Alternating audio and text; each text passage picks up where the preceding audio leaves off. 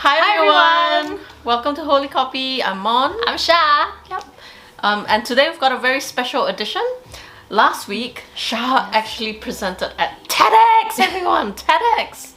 Can you believe it? Yes, it was really a childhood dream and a dream that I had for a long time. I never thought it was possible. So it's surreal being here at this stage to know that I've managed to give that talk just last week. Yeah, and even like as a friend, I can't believe I know someone that's spoken at TEDx. So I'm really excited to hear about her story, her behind the scenes, what happened, and what was going through her head. So we're gonna sit down today and then just share some thoughts with each other and invite you as well to come into along. our conversation. Yes. Yep. So feel free to put down some comments if you've got some comments for Shah later on from this talk. Yeah. So how would you sum your experience in TEDx? It was really like a dream come true, but the process of it also was quite nerve-wracking in itself. So because there's a lot of you don't really know what to expect. You have seen a lot of videos of people on TEDx or TED Talks, and it seems so perfect. They are all very polished, they're so articulate, they're so confident, and you're thinking, I compare myself, right? And I'm like nowhere, at that standard, at that benchmark. So there's a lot of pressure, and also first of all, it's a great honor to be selected, to be able to be given that platform to speak.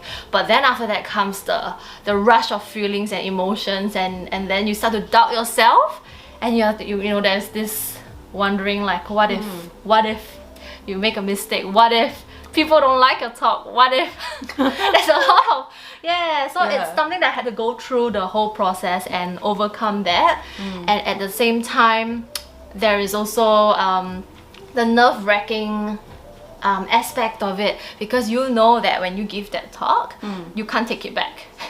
Oh yes, because it's live. Yes. Oh gosh, that's scary. And exactly. They're not going to edit it, and it goes to a global platform. So you're thinking that people will actually criticize you. It's just you're so vulnerable. So that's that position that you put yourself in. Yeah. So I'm curious, how did you prepare for, your speaking experience? How did you prepare for TEDx? I think I had an idea. So I worked on different ideas. And after a while, I just wanted to be really real. So what I did was I took a negative experience that I had, or rather it's a real experience of challenges that I've gone through and all that, and I try to look at it from different perspective. And I actually, maybe God knows, that is my desire to speak at TEDx for a long time. So I asked him for creative ideas, and somehow he suddenly put a lens, and I was able to see this idea from a different perspective. And I thought, it's really unique. So that's how the idea was birthed. And then I worked on it. I actually involved people to help look at it as well. They give me their thoughts. And so it started to, how do I put it? Take shape? Yes, exactly. Yes. So that's how it came about. Okay. I'm curious as well, because you always seem to me, and maybe because I've only known her when she's become quite confident in public speaking, but were you always this confident, back then? No. No. So I find it a bit hard to believe. But it's really true. I know when I tell people this, they don't believe me, but I've been quite shy growing up, and I was an introvert. So that gives me hope then. Yeah. Because I'm very shy when it comes to public speaking. But look at you, she's not shy here on this No, channel. that's because I'm talking with you. She's my friend, and it's so easy for me to just to be real. And then you bring out that I don't know, I feel free when I talk to you, I guess. But when I'm in a room full of people and I'm asked to present something, I tend to climb up and get nervous. And then your mind blanks, because there's so much that's going through your head, and then you're all focused on you're focused on many things. So I really like your ability to just switch all of that off, and then just train yourself to be in that moment, and to be articulate and to execute all that you need to do.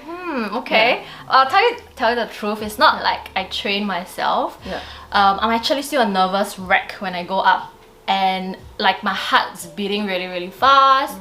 I get really nervous. There's 1,000 thoughts going through my mind, and the biggest fear is that you're going to have a mind blank and you'll forget what you want to say. Yeah, that's pretty scary. So there's a lot of anxiety as well. But what happens is I realize I think from young, I just push myself to put myself in very uncomfortable situations because I'm fearful of maybe like public speaking. Then I want to try it. I want to condition myself maybe to be familiar in that uncomfortable situation. So that's so good. That's something that's interesting, but I can't do that alone. Like every time, even like at TEDx, before the MC called out my name and I had to walk up the steps to the stage, I was praying and then I told God, okay, Holy Spirit, you have to go up the stage with me.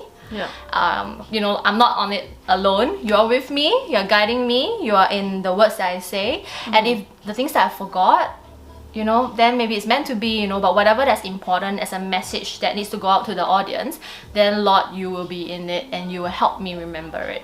And then when I step on the stage, then I feel like somehow it's different. It's not me anymore. Yeah. Oh, wow. Wow, that's really powerful. Anyway, so moving on, my next question is, what was something that you didn't expect about TEDx? Yes. Yeah. There were a lot of things I didn't expect. I mean, I've never gone through the experience before, right? And they don't really show what happens behind the scenes. No. But a couple of things that was really nice is like had such a good support with the TEDx organizers and the team. It was really interesting to hear like their dreams. That they all have this dream of making this event possible. And when I hear their stories as well, that really encouraged me to show that, hey, it takes a community to pull together to make the dreams of everyone come true. So that was something really interesting. Yeah, we can't do life alone. We can't definitely, in this case, achieve dreams or reach our dreams by ourselves. Yes. So that's really good. And seeing that support, like, you know, they're not, you know, pulling people down, but they're actually working with you to try and support you and lift you up as well. I think that's amazing, like in terms of the heart that they have. Yeah, and I guess it's so funny that you say that, like about how supporting everyone, encouraging each other, because that's exactly what her talk was about. So you'll find out as well.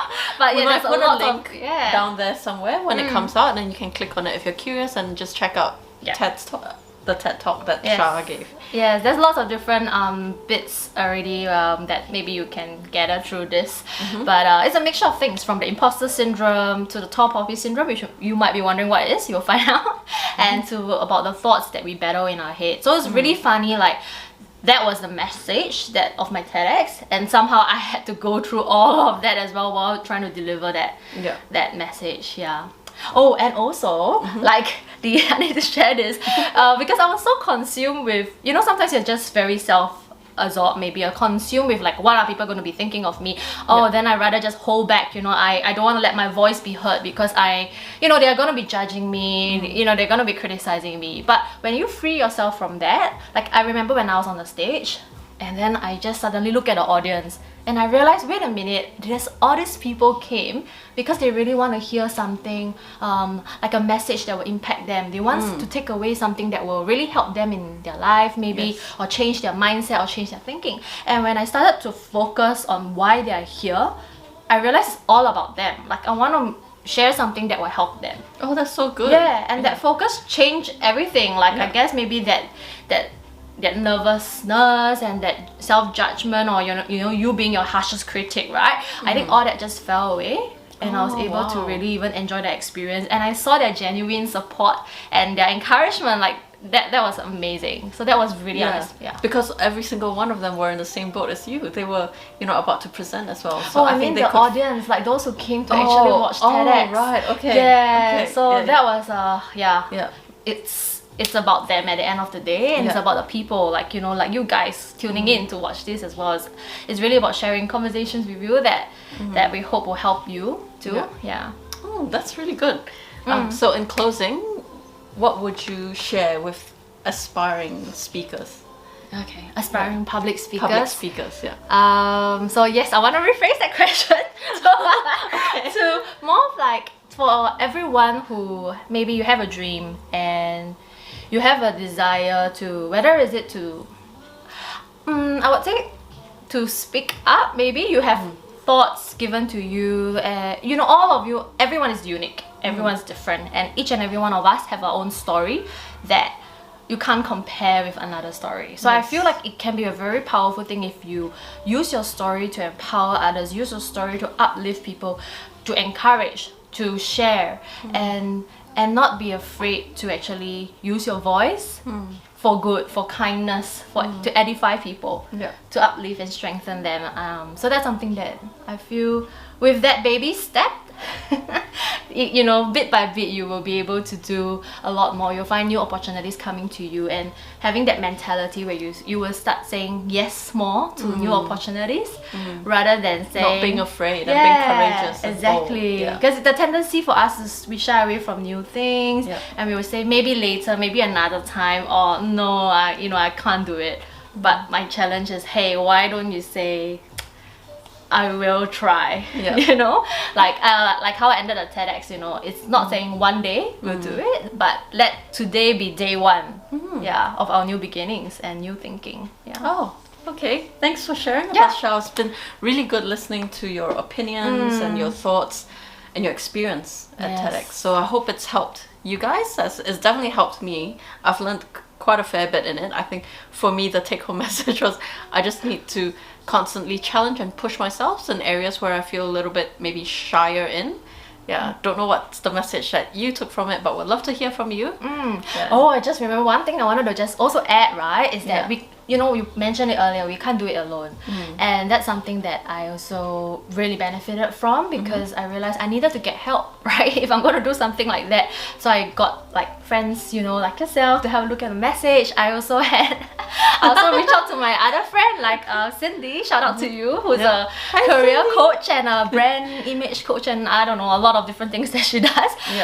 But it's amazing because she took time to actually go through, you know, and sometimes you might think, how am I going to benefit from someone that you're familiar with? But actually, no, I was very, very surprised that when you reach out to people, get mentors, and you they get different perspectives. Exactly. It's like iron sharpens iron, right? And it really, like, they work together with you to make it better as well. So don't do it alone, do it in community, do it with good friends, reach out, look for mentors. Okay.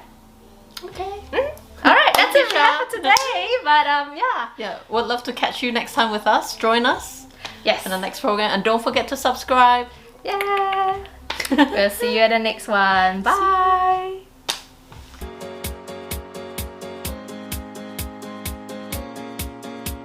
He explained the unaimed advertisement that was widely talked about in 2011. Apparently, no one likes the number one, and bragging makes you feel dirty. So they brag about being a number two.